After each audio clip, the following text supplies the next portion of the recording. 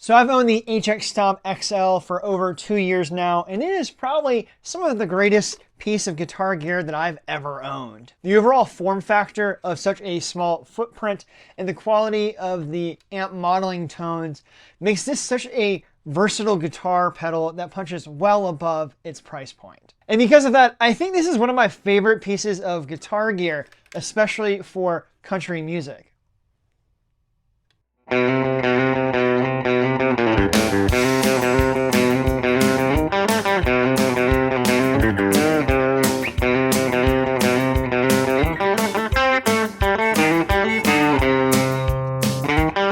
Well, way down yonder on the Chattahoochee, it gets hotter than a hoochie coochie. Now, if you're not familiar with them, Line6 has been making incredible guitar effects since 1996, ranging from the DL4 that is absolutely legendary to the flagship Helix amp modeler. Now, before Line6 started making the Helix models, they were kind of the butt of every guitar player joke, especially when they were making the Spider line of guitar amplifiers, as those high gain sounds were just quite awful. Which is why you see Line6, HX Stomp, and Helix models always being compared to the high gain versions of the amps that they are modeling after. Because everybody wants to know, can Line6 make a heavily distorted guitar now that they're out of the Spider amp line production?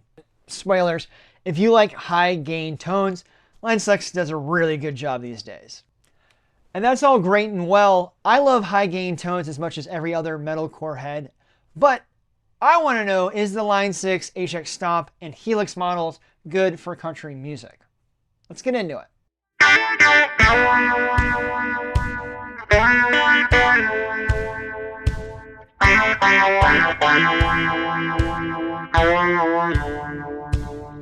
Whoa, whoa, whoa.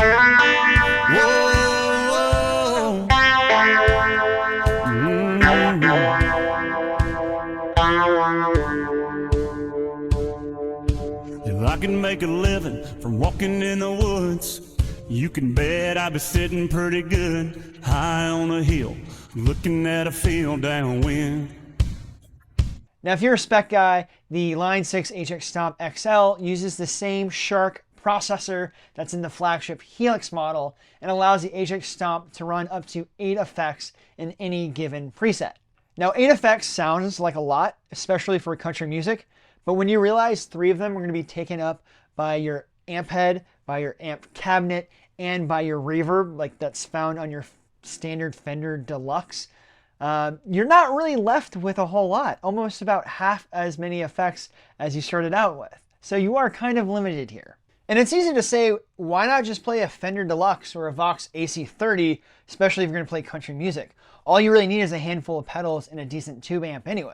And for the purists, I totally hear you. If I was only playing clean chicken picking lines, I would grab a compressor, a slapback delay, maybe an overdrive pedal or two, and plug that into a Fender Deluxe reverb.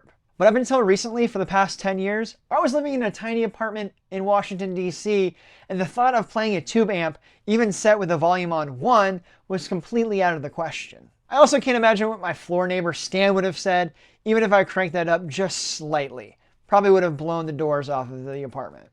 Not to mention, I was also living on the 3rd floor of a row house at the time, and the idea of carrying up a tube amp up those flights of stairs every time I wanted to go to practice or go play a gig just sounded like an absolute nightmare. So I opted for a amp modeler, and I haven't really looked back ever since. And in my opinion, amp modelers are just as good as tube amplifiers these days.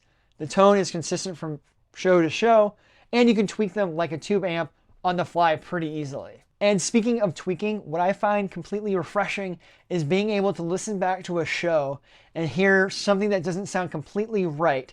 Go to that preset within my HX Stomp, make those few adjustments, and then next time I play that song, whether it's at rehearsal or the next show, I can then listen back and say, hey, those adjustments made a bigger difference and it's sounding even better than what it did before, ultimately raising up the tone of my playing each time. And this would be simply impossible to do with a tube amplifier, as you would have to have a camera set on your settings for each song and on your pedal board so you know what was on and where you were dialed in each time. I mean, it's a logistical nightmare. With this, it's literally the same thing. You just plug it into your computer, make some tweaks, and now your tone is that much better than your last show. So back to the effects. After your reverb, your amp, and your cabinet, you're only left with 5. Now what I like to do with the HX Stomp is to make each song its own preset. And that way, each song can have up to 5 different effects. And I'm not trying to boil down a whole set or a whole show into only 5 different effects. And yes, there is something to be said about being able to do an entire show with only 5 effects or a handful of pedals.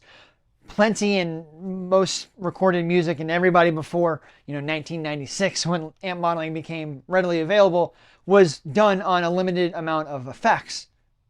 You might actually even argue that that's how a lot of people got their signature sound. But not only do I like good guitar tone, I also like tinkering around with guitar gear and computers, and the idea of an amp modeler allowing me to have a unique sound for each song of my set list, well, that's just a lot of fun.